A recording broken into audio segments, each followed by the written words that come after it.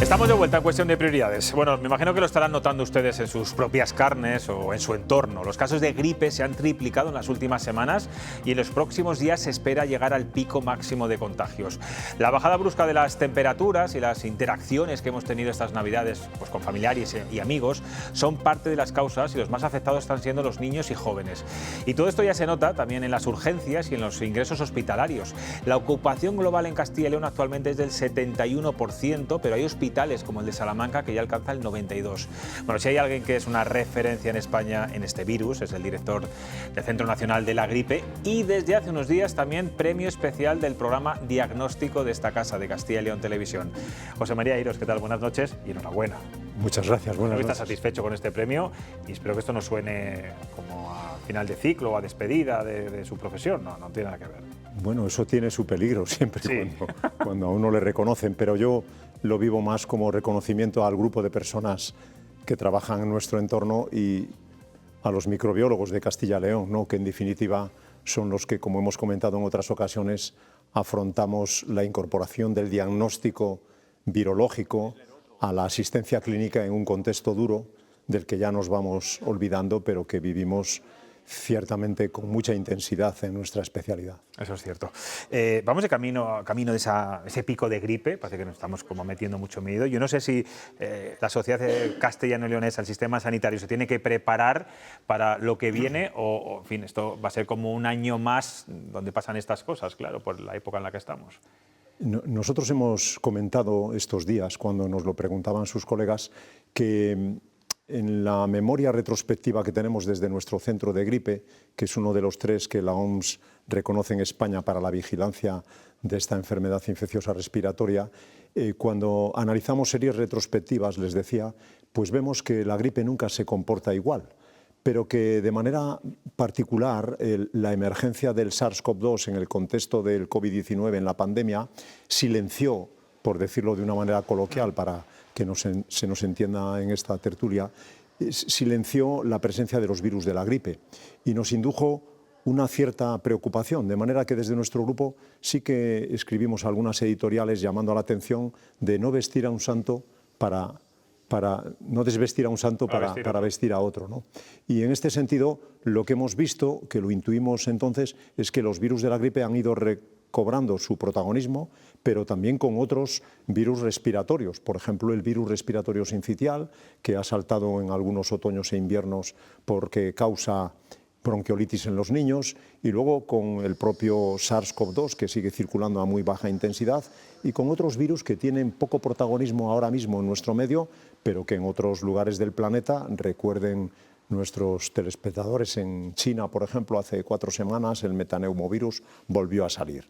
En síntesis, nosotros lo que vemos es que, y esto es bueno, que de alguna manera, desde nuestra óptica, el incorporar el diagnóstico virológico en todo nuestro territorio de Castilla y León, pues posibilita etiquetar cuadros de infección respiratoria que en otro contexto quedarían sin etiquetar, y eso es bueno, porque ayudamos a los clínicos que nos demandan la asistencia del diagnóstico a poner en valor lo que es pues, la especificidad de nuestra especialidad, que en definitiva es para lo que estamos, ¿no? Estamos viendo en muchas comunidades autónomas, no parece el caso de Castilla y León, pues, servicios de urgencias saturados, muy tensionados. Yo sé que no es su responsabilidad, pero por la experiencia que tiene, ¿eso puede ocurrir dentro de una semana? Que veamos muchos hospitales con camas incluso en los pasillos, como estamos viendo en Madrid, en Andalucía. Bueno, es que la gripe es desigual y una cosa que tiene que entender cualquier persona es que a veces la actividad que exhibe en una comunidad autónoma o que golpea un sistema sanitario no es igual, no es uniforme con otro, y es lo que usted dice, ¿no? ¿Y eso a qué se debe? ¿A condiciones climatológicas fundamentalmente? Pues no lo sabemos explicar con propiedad, pero sabemos que hay como 3 grandes factores. Uno, la prevalencia de vacunación en la población a la que infecta. Segundo, la difusión más o menos intensa, que eso viene pues, muy ligado a las condiciones en las que las personas se mueven, ¿no? De habitabilidad, de concentración. Y luego, en tercer lugar, a algo que se insistió mucho en la pandemia y que es muy importante. mantener las medidas de distanciamiento social, lavado frecuente de manos, ¿no? Entonces, estas tres variables modulan que la intensidad de la gripe a la hora de transmitirse sea mayor o menor. ¿Podemos decir que en Castilla y León la gente se contagia menos de gripe que en el resto de comunidades? Yo no aseveraría eso, pero porque me queda un factor que es también importante, que es el propio virus. Nosotros nos dedicamos desde el centro a monitorizar antigénica y genéticamente los virus. Y puede ocurrir, y no es infrecuente, que el virus que entra, por ejemplo, por Gerona, para hacerlo gráfico, en la península ibérica, y que sale por Lisboa o por Pontevedra, sea distinto. Si muestra una buena concordancia con lo contenido en la vacuna de la gripe, la vacuna funcionará ese año mejor. Pero si no fuera así, eso ha llevado a veces a los organismos internacionales con los cuales nosotros tenemos conexión a modificar la composición de las vacunas.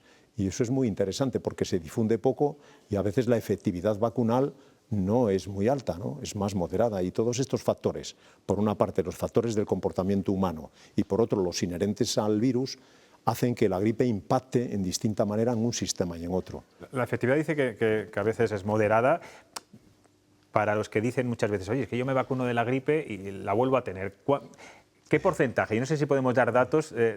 La gente, ¿cuánto reduce la vacuna los contagios, incluso las propias muertes, ¿no? Sobre todo de personas mayores? Lo que sabemos con propiedad, y lo tenemos muy reciente, porque nosotros, dentro de nuestra sencillez, trabajamos con otros grupos a los que nos conectamos y con un grupo de Madrid y con autores de otros centros, hemos podido documentar en lo que llamamos nosotros en ciencia un metaanálisis. Hemos cuantificado la evidencia en literatura y eso en comunicación, como son usted y las tres personas que nos acompañan, tiene mucho valor.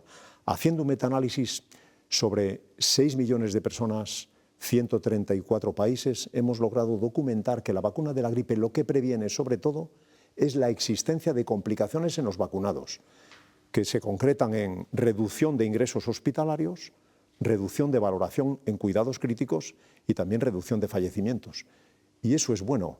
Si además, y lo sabemos por otros trabajos que hemos desarrollado, una persona que se vacuna es leal a la vacunación o es adherente a lo largo de más de 3 temporadas, puede tener una respuesta heterotípica, una respuesta inmunitaria que de alguna manera puede protegerle frente a virus de la gripe potencialmente emergentes, que ese es otro gran tema, ¿no? Los virus que circulan en los ecosistemas animales.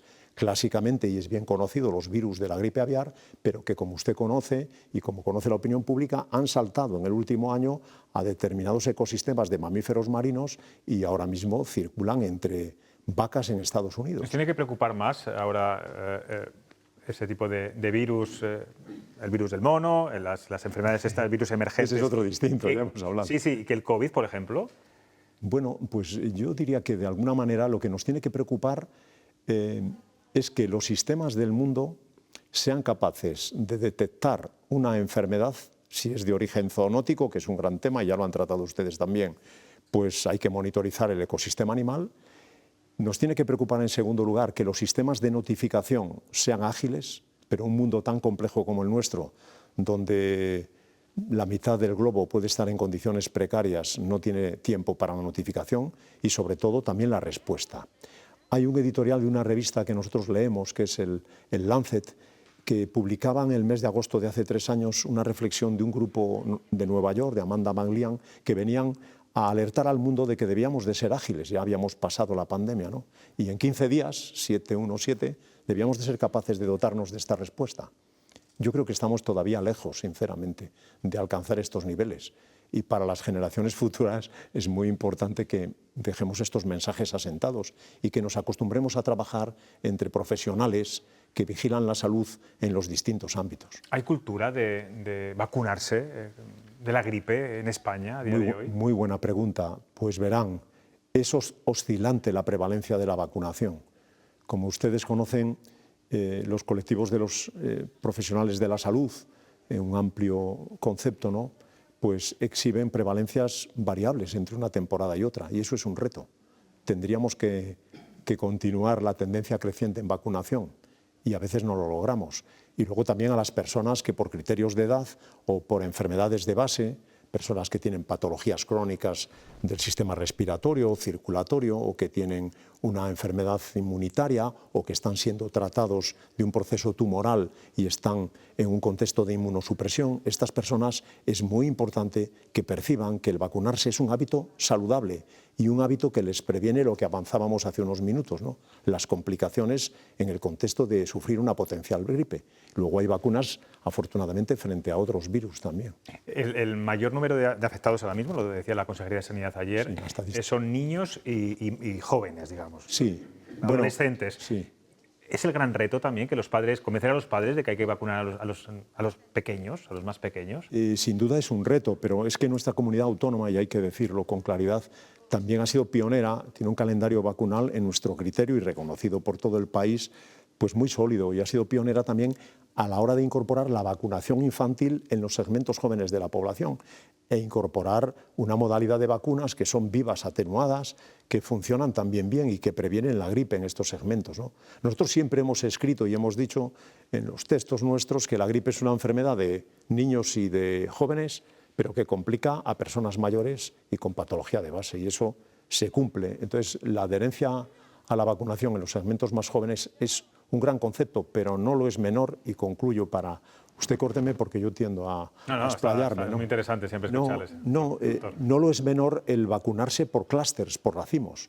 No tiene sentido que un abuelo que sea cuidador de los niños, que es relativamente joven, hoy en día las personas que son abuelas están súper bien conservadas y tienen estilos de vida saludables, pues no se vacune y lo hagan los niños. Es decir, convendría ir a una vacunación por grupos familiares o por clústeres, y cualquier persona que perciba que el hecho de vacunarse es bueno debería poder acceder a ello, ¿no? Seguimos abusando cada vez que tenemos un pequeño resfriado, ir a urgencias.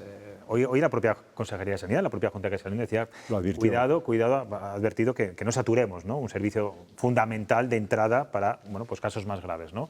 Pero no somos capaces todavía los ciudadanos de decir, venga, me quedo en casa, me tomo algo que yo sé que me puedo tomar, o voy a atención primaria. Cierto. Enseguida vamos a urgencias, sobre todo en estos meses. Yo no soy nadie para enjuiciar el comportamiento humano y no soy sociólogo, pero sí que es verdad que el cuadro de gripe bien definido se establece clásicamente con una duración de 5 a 7 días, con afectación del estado general, con algunos síntomas respiratorios como tos muy molesta y pertinaz, dolor de cabeza, dolores articulares y musculares, y eso obliga a veces a guardar cama y a reposar, ¿no?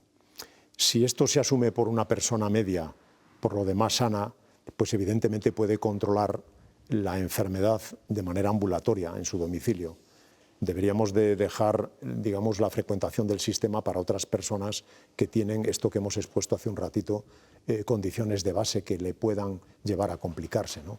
Yo creo que la educación sanitaria para nosotros, que también nos dedicamos en parte de nuestra actividad a la docencia, es un gran reto, y estamos empeñados, pero también el Ministerio, ¿no? Y en eso servimos con mucha lealtad a las recomendaciones que se hacen a nivel estatal, para llevar a la formación de las personas lo que puede suponer la cultura de las vacunas, por la que usted me preguntaba, o la cultura de frecuentar el sistema cuando uno realmente se percibe como enfermo y cree que puede tener un riesgo, ¿no? Doctor Leiros, este programa es político, como usted sabe, porque además me consta que lo ve asiduamente. Lo vemos en casa. Lo veis en casa, me parece muy bien. Usted tuvo su pasado político muy breve. Duró apenas 4 meses, fue la legislatura de 2016, aquella que duró, pues eso, 4 o 5 meses. Fue diputado por el Partido Popular. Yo recuerdo que usted salió decepcionado y casi despavorido de lo que allí vio. Imagínese que ahora un partido, da igual cual fuera, uno cercano a usted, le llama a su puerta para que vuelva a entrar en política. Con lo que estamos viendo ahora, que no tiene nada que ver con 2016, que ya pasaban cosas, ¿no? ¿Se animaría? Yo no quiero transmitir la idea de la decepción en la política. Perdón si es así, lo que pasa es que fue breve la ley. Es la idea que tenía yo en ese momento. No, verá, la legislatura fue corta. Que ya ves. Sí, bueno, 4 meses. Fueron 4 meses justos. Pero de alguna manera la política es una ocupación noble y un arte de construir convivencia. Está claro. Y estoy convencido, y yo doy gracias a Dios por haber estado también en política en el Congreso, ¿no? Porque es un privilegio poder escuchar, poder compartir, poder debatir y poder enriquecerte, no solamente con personas que piensan como tú, sino que tienen otra visión de la convivencia. Y en un momento como en el que estamos, a 16 de enero del 2025, creo que es importante hacer una llamada a que cualquier persona con honestidad puede desarrollar una gran labor en la política, sobre todo en nuestro caso porque teníamos perfiles técnicos y éramos un grupo que nos habíamos incorporado donde... ¿Hay buenos políticos ahora mismo en política sanitaria? Yo creo que sí, y de uno y otro signo. Es decir, nosotros somos, usted ha dicho antes un tema del que yo he eludido, ¿no? Porque tengo mi vena, porque soy gallego, entonces la saturación, ¿no? Sí. Del sistema, pero tenga usted en cuenta que cualquier gestor en cualquier sistema sanitario que esté al frente del sistema tiene sus preocupaciones y tiene sus retos a la hora de trasladar estos mensajes de educación, en fin, de moderación o también de asistencia cuando sea necesario. Piense que se nos ha olvidado, porque como seres humanos a veces tenemos la memoria floja, lo que asistíamos nosotros en la pandemia.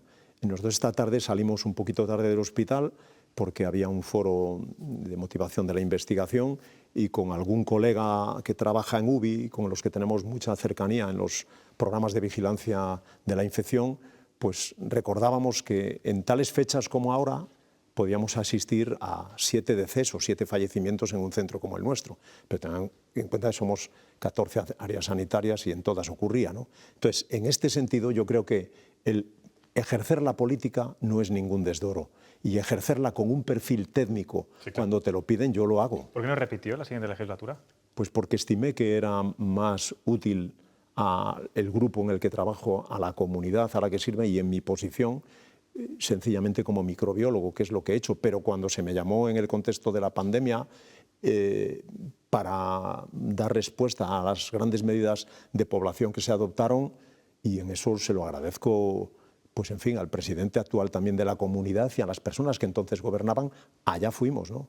Y esto del premio que usted decía, cuando en la consejería nos piden liderar o monitorizar desde el servicio, no sé, la secuenciación del SARS-CoV-2, donde, por cierto, Castilla con un 5,2 o 3% de la población nacional ha subido a las bases internacionales el 16% de las secuencias. Y esto en esta tierra, pues a veces no se presume de ello, perdóneme, pero es que las personas de aquí trabajan muy bien, sinceramente, y da gusto ver cómo trabaja León, trabaja Zamora, trabaja Salamanca, trabaja Soria, trabaja Palencia, Burgos, Ávila, Segovia, Soria. Sí, es una labor callada, desde exacto, luego. Y la labor de la investigación también. Claro, y eso a veces, pues oye, salen otras cosas en las noticias. Yo creo que hay que destacar esa labor de unión, ¿no? Y de colaboración que en esta tierra, en Castilla y León, se vive de manera natural. Está claro. Vamos a ver qué le preguntan los periodistas. Justino.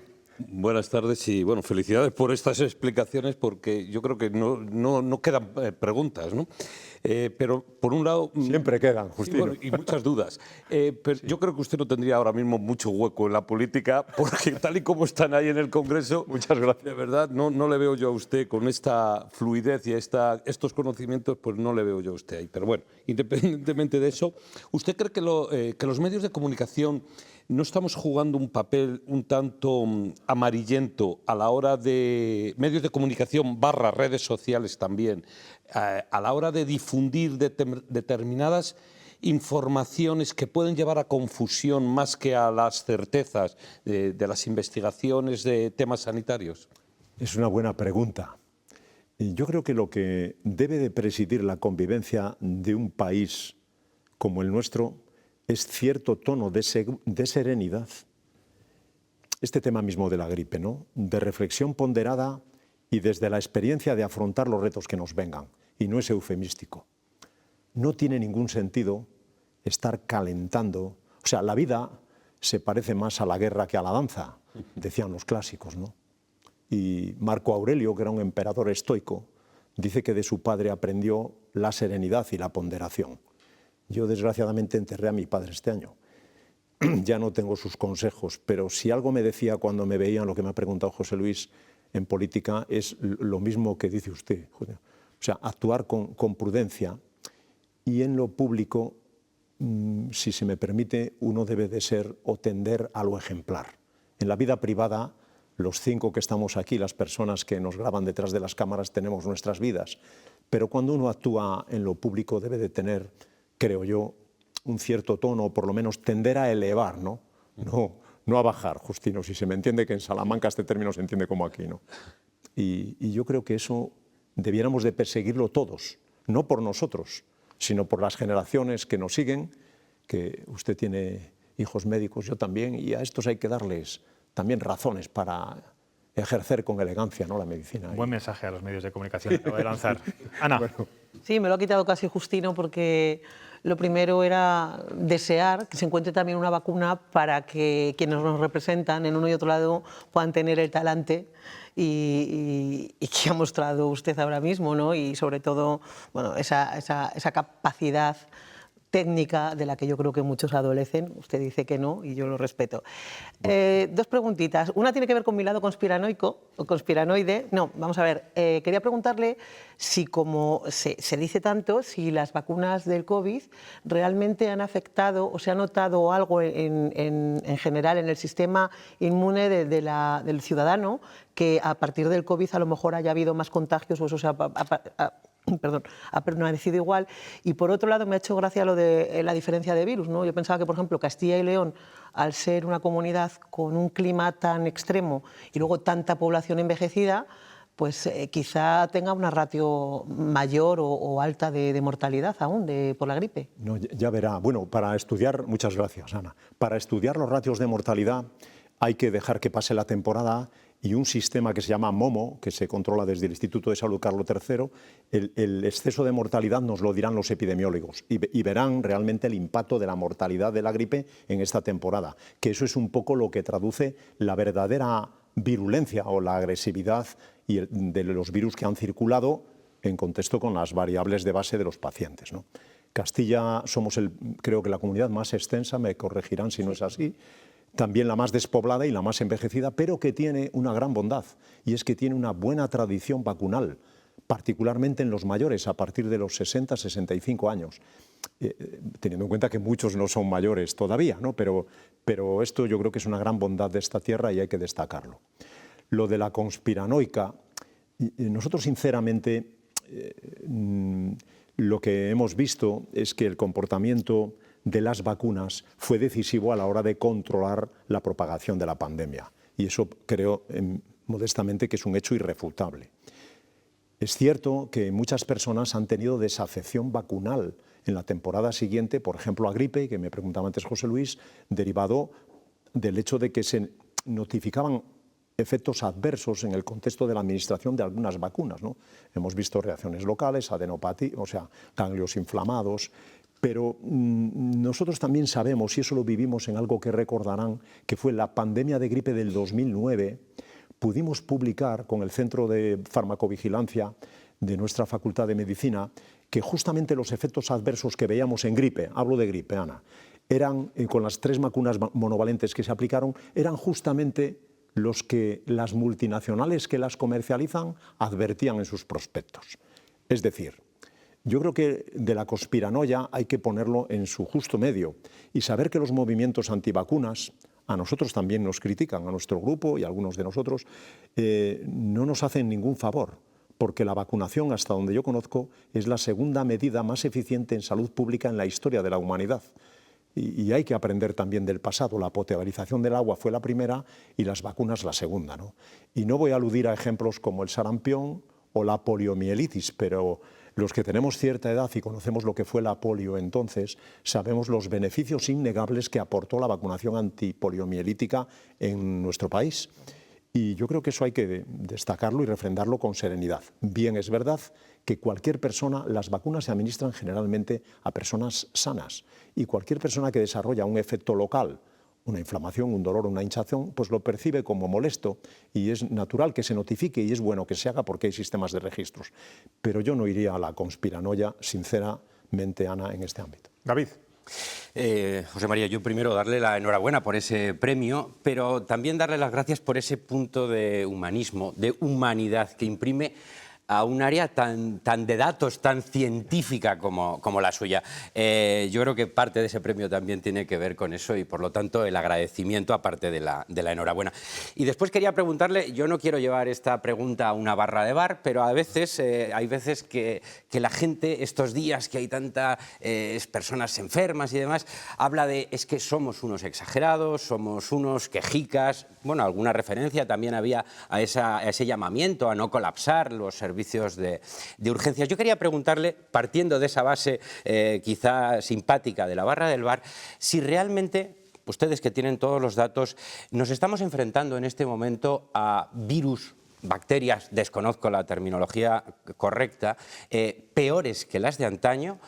El ser humano de hoy en día, nosotros los que estamos aquí, somos realmente más debiluchos, o de todo eso nada, simplemente es que hablamos más de estas Voy a enfermedades. pedir brevedad, señor. Sí, sí, porque nos vamos. Nos vamos. Muy breve, David, muchas gracias. Es la más difícil, ¿eh?